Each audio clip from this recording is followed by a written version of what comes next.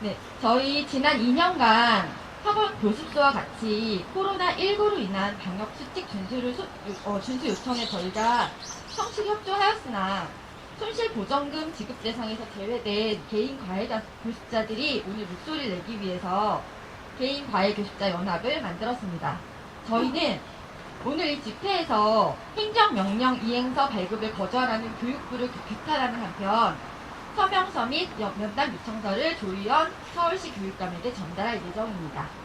또한 개인과의 교습자에게 행정명령 이행 확인서 발급, 그 다음 손실보전금 사각지대 해소, 손실보전금과 별개로 100% 소급 적용 시행 등을 강력히 요구할 것입니다. 타 업종 같은 경우에는 각 지자체에서 이 행정명령 이행 확인서를 지급을 할 수 있지만 저희는 학원업, 교육서비스업이기 때문에 해당 교육청에서만 이 이행서가 발급이 가능한데 정작 저희들에게 방역 이행 수칙을 권고하고 지키지 않을 경우 구상권 청구 및 영업 중지라는 사실상 명령을 내린 교육청이 이제 와서 저희가 해당되지 않는다고 합니다. 저희들이 제일 억울하고 화가 나는 부분이 바로 이것입니다. 학원 등 다중이용시설 영업 정지가 시행했던 그 시기에 학부모님들이 학원은 안 보내고 일대 다수 수업을 하는 저희 같은 공부방은 보내셨나요? 대부분의 사람들이 학원, 교습소, 그리고 이제 개인 과외 교습의 차이를 잘 모르십니다. 저희 학생들만 해도 학원에 올 때 선생님 오늘 학원 해요? 오늘 뭐 몇 시까지 가요? 뭐 이런 식으로 다 학원이라고 명칭을 하지 개인 과외 교습 하나요? 이런 식으로 알고 있는 사람은 단 한 명도 없어요. 그럼 코로나 확진자 아이가 학원 교습소는 안 가고 공부방에는 왔었나요? 저희도 학원과 교습소처럼 학생을 대상으로 하는 같은 교육 업종인데 왜 저희만 피해가 없었다고 하십니까? 이번 소상공인 손실보전금은 코로나 방역 조치 등으로 피해를 입은 소상공인들에게 지급되는 지원금이 아니었나요? 이 자리에 전국에서 오늘 하루도 수업이 있어요. 저도 이제 이거 끝나고 가서 이제 수업을 해야 되는데 어렵게 지방에서도 오신 개인과의 교습자 원장님들이 앞에 계십니다. 코로나 시기에 방역 이행 수칙으로 인해서 피해 안 받은 원장님 계시면 손 한번 들어주세요. 단 한 분도 안 계십니다. 날도 덥고 생업도 급한데 이런 집회까지 하시게 돼서 굉장히 마음 무겁고 안타깝습니다.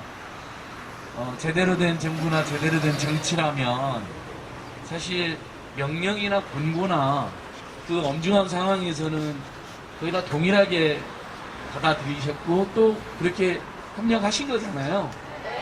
그리고 윤석열님 발표한 자료에도 보면 가급적이면 소상공인과 우리 소기업에게 유리하게 해석하겠다는 문구가 정확히 들어있습니다.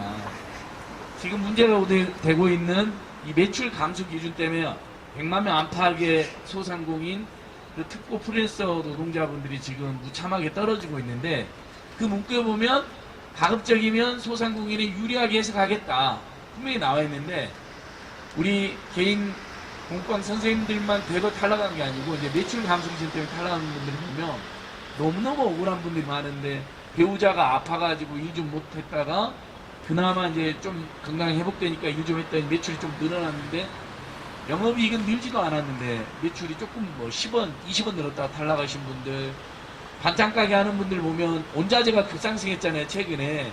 당연히 급상승한 매출이 늘어나고 잡히면 영업이익은 줄어들었거나 똑같을 텐데 그래서 탈락한 분들 시작해서 너무나 많은데 그래서 부가세 과세 증명원이라는 걸 내라 그럽니다.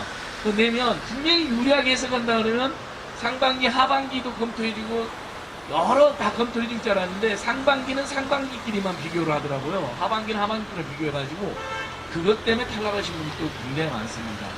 저는 사업자 등록을 이제 했어요. 사업자 등록을 하고 이제 학생들 모집을 하는데 당연히 코로나 시국인데 어디 신규로는 잘 안 보내시잖아요. 보내던 데도 그만 보내는데.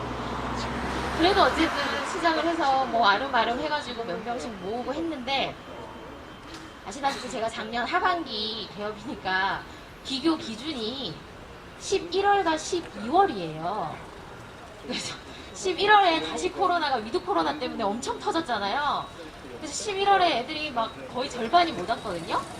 다 그냥 쉬고 이랬는데 그 쉬었던 아이들이 12월에 이제 다시 몇 명이 왔어요. 그때 12월에 이제 조금 이제 올라가잖아요. 수업료가. 저는 사실 그것 때문에 지금 매출 기준에 부합이 안 돼가지고 이번에 탈락했거든요. 선생님이 확진되거나 학원에서 확진자가 나오면 나락불이 어찌 되겠냐? 저 선생은 개념이 없다. 지역사회에서 마녀사냥 당하고 손가락질 받던 시절이 있었고, 나 때문에 코로나 걸렸다. 내 공부방에서 확진자가 나왔다는 소리가 듣기 싫어서 악착같이 방역했습니다.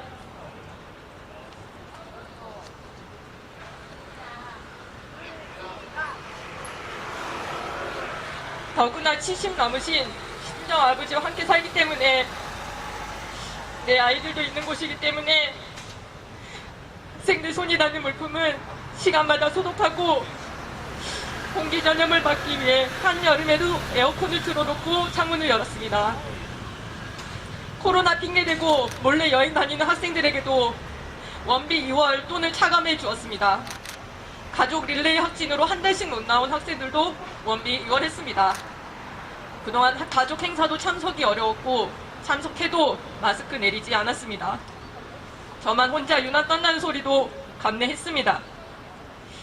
지침상 물은 마실 수 있었지만 마스크를 내리면 안 된다고 생각해 저를 포함해 학생들은 물도 못 마시게 했습니다. 모든 학생들은 KF94를 착용하도록 했고, 비말 차단이 제대로 되지 않는 마스크를 쓰고 있는 아이들에게는 마스크를 제공했습니다.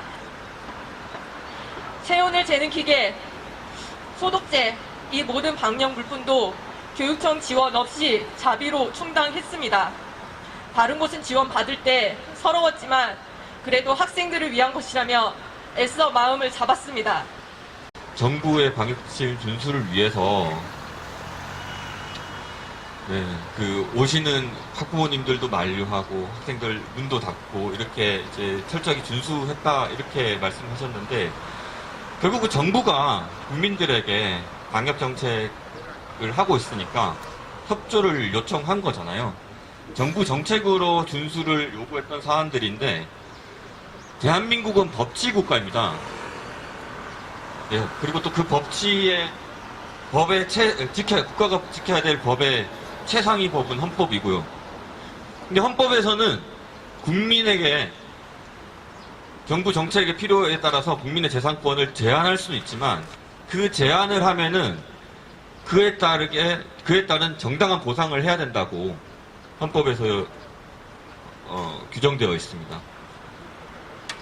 정부 방역 수칙을 정부 방역 수칙을 지킨 여러 분들, 여러 소상공인들, 개인가해 교습자 선생님들까지 포함해서 정당한 보상을 하지 않으면은 국가가 스스로 본인들이 지켜야 될 헌법을 위배하는 것이다라고 저희들은 생각하고 있습니다.